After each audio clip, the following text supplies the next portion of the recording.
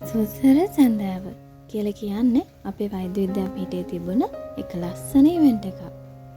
මේ ඉවෙන්ට් එක මට විශේෂ වෙන්න හේතුවක් තියෙනවා.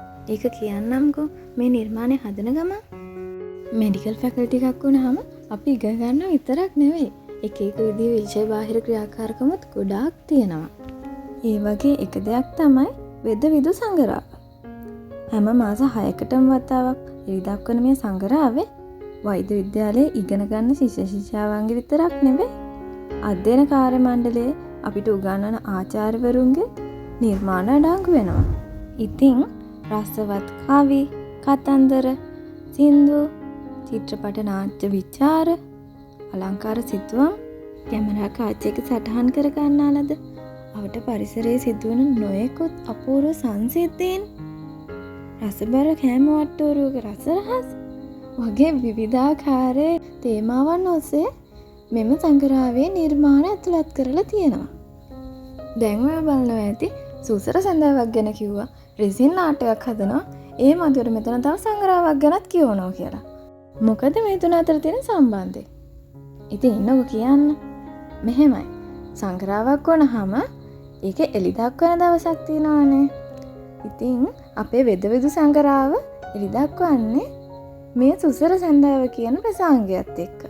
ඉතින් ඒ විදවිදු සංගරාවේ 9 වන කලාපය දොරට වැඩම සඳහා 2024 සැප්තැම්බර් 2 වෙනි දින පැවැත්වුණ සුසර සඳාව වැඩසටහනෙහි ප්‍රධාන ආරාධිත අමුත්තා ලෙස සැපැමිණි ආචාර්ය රත්නශ්‍රී විජයසිංහන් හට මා විසින් නිර්මාණය කළ රෙසින් නිර්මාණය තමයි මේ ඔයාලා දකින්නේ. හිතලා බලන්නකෝ මීට අවුරුදු ගානකට කලින් ඕලෙවල් පන්තියේ හිටිය චූටිමා දන්නවනම් හැම අර සිංහල සාහිත්‍ය පොතේ තිබුණ ලස්සන කවි පන්තිය අස්සානය ඒක ලියපු ආචාර්ය රත්නශ්‍රී විජයසිංහන් හට තමන්ගේ අතින්ම හදලා ලස්සන රෙසින් නිර්මාණයක් තෑගි දෙන්න පුළුවන් වුණා කියලා ඒක යට අදාහ ගන්නවත් බැරි වෙයි නේද? මට මේ අවස්ථාව ලැබුණේ හරිම හම්බෙකින් වගේ. ඔන්න එක දවසක් හොස්පිටල් ගිහිල්ලා මම පාඩුවේ මගේ වැඩක් බලාගෙන ඉන්නවා. එකපාරට අපේ කණ්ඩායමේ ඉන්න ආදි අයියා ඇවිල්ලා මගෙන් අහුවා ඔයා සමරු පළක හදනවද කියලා. ඒ කාලේ මම එහෙමව හදලා තිබුණේ නැහැ. මම එයාට සජෙස්ට් කළේ අපි ලේවලින් ෆ්‍රේම් එකක් දාලා ඒක උඩ මොකක් හරි ආර්ට් එකක් හදලා දෙමු කියලා.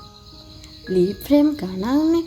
ඒ නිසා අපි කල්පනා කරලා බලලා වෙන විසඳුමක් හැව්වා. එතකොට මට මතක් වුණා මම ළඟ තිබුණා ෆෝන් හෝල්ඩර්ස් හදන්න කියලා ගෙන්වගත්ත මෝල්ඩ් එකක්. මම එකෙන් ඊට කලින් ෆෝන් හෝල්ඩර්ස් හදලා තියෙනවා. මම ආදියට ඒක පෙන්නුවා.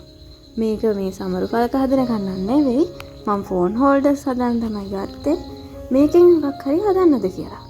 එයාත් හා කිව්වා.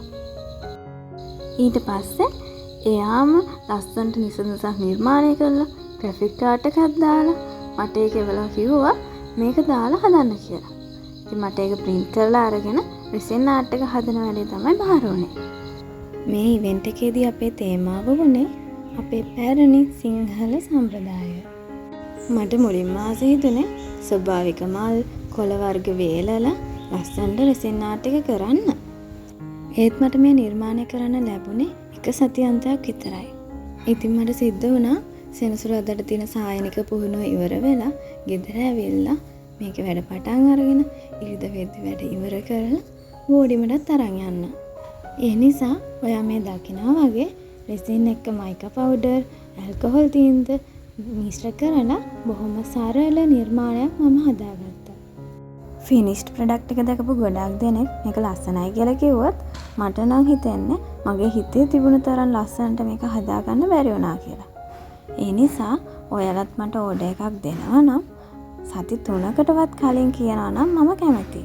එතකොට හදිස්සියක් නැතුව මට නිවාඩු පාඩුවේ හිමීට හදන්න පුළුවන්. මාව කන්ටැක්ට් කරගන්න ඕන කරන මගේ Facebook, Instagram, TikTok වගේම Pinterest ප්‍රොෆයිල් එකේ link එක මම description එකේ දාලා තියෙනවා. මගේ WhatsApp number එකත් තිරයෙන් දිස්සනවා. ඒකට කෝල් ගන්න එපා. මොකද මම හොස්පිටල් එකේ ඉන්න වෙලාවකදී කෝල් ආවොත් ආන්සර් කරන්නේ නැති නිසා. ඔයා මට මැසේජ් එකක් දාලා තියන්න. ඔයාට රෙසින් නිර්මාණ කරන්නේ කොහොමද? ඒ ගැන විස්තර හොයාගන්න ඕනේ නම් වීඩියෝ එකේ කමෙන්ට් කරන්න. මම මට පුළුවන් විදිහට වෙලාව තියෙනකොට ඒවට පිළිතුරු දෙන්නම්. මම ඉගෙන ගන්න ගමන් මේක කරන නිසා හැමෝටම පිළිතුරු දෙන්න නම් බැරි වෙයි. මම මේක බිස්නස් එකකට වඩා විනෝදාංශයක් විදිහට තමයි කරන්නේ. ඉතින් විනෝදාංශයක් කිව්වම මට මතක් වුණේ ඉස්සර පොඩි කාලේ ඉංග්‍රීසි වලට රචනා ලියද්දී හොබි කියලා කිව්වම මොනවද ලියන්නේ කියලා මට හිතා ගන්න බෑ. මට ඉස්සර හොබි එකක් තිබුණේ නැහැ. ඉතින් පුරුද්දට වගේ කලෙක්ටිං ස්ටෑම්ප්ස් කියලා ලිව්වා. හැබැයි මම එකතු කරපු උත්තරයක් නැහැ. මොකද මට ලියුම් එන එකක් ඊටත් පස්සේ කාලෙක මම කිව්වා මම විනෝදාංශයක් විදිහට පොත් කියවනවා කියලා. ඒක නම් මම ඇත්තටම කළා. ඒකනේ අද මෙතන ඉන්නේ ශ්‍රී ජයවර්ධනපුර විශ්වවිද්‍යාලයේ වෛද්‍ය විද්‍යාපීඨයේ. මෙහෙදී අපිට තියෙනවා PPD කියලා විෂයක්. Personal and Professional Development Stream. අපි කරන විෂය බාහිර ක්‍රියාකාරකම් ගැන අපේ PPD පෝර්ට්ෆෝලියෝ එකේ සඳහන් කරන්න ඕනේ. 4 වෙනි අවුරුද්ද අවසානයේ ඒ සම්බන්ධයෙන් ඇගයීමකුත් තියෙනවා. අපි එක්කෙනෙක්ට එක මැඩම් කෙනෙක් හරි සර් කෙනෙක් හරි සුපර්වයිසර් කෙනෙක් දීලා එයා අපිව රිවිව් කරනවා. ඊට පස්සේ එක්සෑම් එකක් විදිහට වයිවා එකකුයි හොස්කි එකකුයි තියෙනවා. මගේ සුපර්වයිසර් මැඩම් මං හදන මේ රෙසින් නිර්මාණ දැකලා එයාටත් පුංචි නිර්මාණයක් හදලා ඕනේ කියලා ඉල්ලුවා. ඉතින් මං එයාට හදලා දුන්නා චූටි සුදු පාට ස්වභාවික මලක් දාලා රත්තරන් පාට මුද්දක්. මං ඒකත් ඔයාලට පස්සේ දවසක වීඩියෝ එකකින් පෙන්නන්නම්. දිගටම මගේ වීඩියෝ බලන්න channel එක subscribe කරලා notifications on කරලා තියාගන්න. එයා මේ වීඩියෝ එකට කැමති නම් like එකකුත් දැම්මම දාන්නකෝ.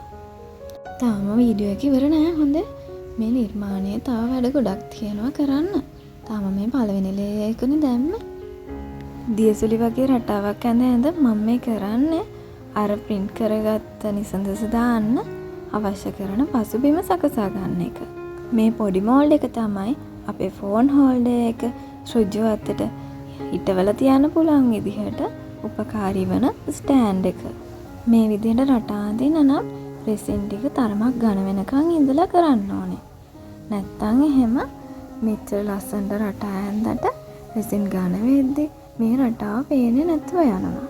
පැය 4ක් විතර යනකොට රෙසින් ටික ඝන වෙලා මතු පිට විතරක් ඇලෙන පත්වයටපත් වෙනවා. ඊට පස්සේ තමයි මම මේකේ පේනවා වගේ ලැමිනේට් කරගත්ත අර අපි print කරගත්ත නිසඳස දැම්මේ. මේ වගේ A4 එකක print කරගත්ත දෙයක් දානවා නම් අනිවාර්යයෙන්ම ලැමිනේට් කරලා දාන්න ඕන. නැත්තම් ඒක ප්‍රෙසින් වල පෙඟෙනවා. හරියට නිකන් කඩදාසියක් වතුර පෙඟෙනවා වගේ. ඉතින් ඔයා මෙච්චර වෙලා බලන් ඉඳපු වැඩ ටික මම සෙනසුරාදා දවසේ කරලා ඉවර කරගත්තා. දැන් ඔයා දකින්නේ මම පහුවෙනිදා උදේ. ඒ කියන්නේ ඉරිදා උදේ මම දෙවෙනි රෙසින් ස්තරය දාලා මෝල්ඩ් එක සම්පූර්ණයෙන්ම පුරවගත්ත විදිහ. ඔයාට පේනවද? කලින් දවසේ රෑ ඇඳපු අර දියසුලි වගේ රටාව රෙසින් ඝන වෙද්දි ටික ටික වෙනස් වෙලා. මේ දෙවෙනි ස්තරය දාලා පැය 24ක් තියන්න ඕන මේ නිර්මාණය අච්චුවෙන් ගලව ගන්න නම්. ඒ කියන්නේ සනුදා උදේ පාන්දරින්ම නැගිටලා ක්ලිනිකල් යන්න ඉස්සෙල්ලා මම මේක අච්චුවෙන් ගලවලා පැක් කරගෙන අරන් යන්න වෙනවා. රෙසින් නිර්මාණයක් කරද්දී මම ආසම වැඩේ තමයි මේ අන්මෝල්ඩින් කියලා කියන්නේ. නිර්මාණය අච්චුවෙන් ගලව ගන්න වෙලාව. ගොඩක් නිර්මාණවල අන්මෝල්ඩ් කරපු පළියට වැඩ අවසන් වෙන්නේ නැහැ.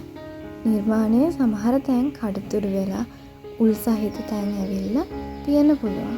ඉතින් ඒවා වැලි කඩදාසියකින් මැදලා ස්මූත් කරලා ගන්න ඕනේ. මේ නිර්මාණයත් ඇල්ලුව මත කැපෙන තරමට උල් සහිත තැන් තිබුණා. ඉතින් මම සඳුදා වේලාසනින්ම නැගිටපු නිසා මේවා ස්මූත් කරලා පොලිෂ් කරලා අරගෙන යන්න මට වෙලාව ඇති වුණා. ඉතින් දැන් වීඩියෝ එක අවසන් වෙන්න ළඟයි. මම ගොඩක් ස්තුතිවන්ත වෙන්න ඕන. මට මේ නිර්මාණය කළ ආචාර්ය රත්නශ්‍රී විජේසිංහයන්ට මගේ අතින්ම මේක ලබා දෙන්න අවස්ථාව ලැබලා දුන්න අපේ වෛද්‍ය විද්‍යාපීඨයේ ශිෂ්‍ය සංගමයේ මාධ්‍ය අනුකමිටුවට.